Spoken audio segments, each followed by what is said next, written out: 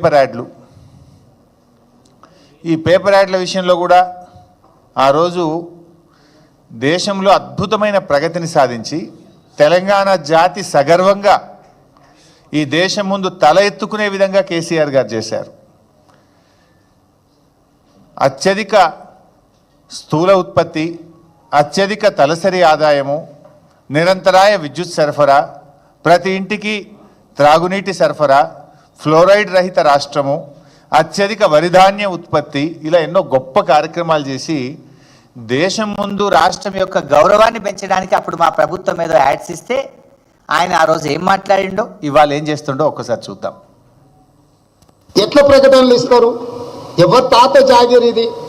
TRS ఖాతాలో 1300 కోట్లు ఉన్నాయి, అందులోకి వెళ్ళి ఖర్చు పెట్టుకోమన్నారు. ఎవరొద్దన్నారు? ఎట్లా ప్రకటనలు ఇస్తారు? ఎవరి తాత జాగీర్ ఇది? టీఆర్ఎస్ ఖాతాలో 1300 కోట్లు ఉన్నాయి. ఇప్పుడు చూస్తున్నారు కదా బై సాబ్, రోజు జాక్ పేజ్ యాడ్లు, ఇంకా ఉత్తుత్త యాడ్లు కూడా కాదు. ఇందిరాగాంధీ జయంతికి యాడే, రాజీవ్ గాంధీ వర్ధంతికి యాడే, ఉత్సవాల పేరు మీద యాడ్లే. రోజు మరి అడ్డగోలుగా ఎవరి జాగిరని ఇస్తున్నావు నువ్వు యాడ్లు? మరి ఎవరి డబ్బు? ప్రజల డబ్బును నువ్వు ఈ రకంగా నీ ప్రచారం కోసం ఏ రకంగా ఖర్చు పెడతావని మాకు అడగరాదా? అంటే మేమిస్తేనేమో బ్యాడ్ అట, ఆయన ఇస్తేనేమో యాడ్ అట. ఇది ఆయన 2 నాలుకల ధోరణి. అదేవిధంగా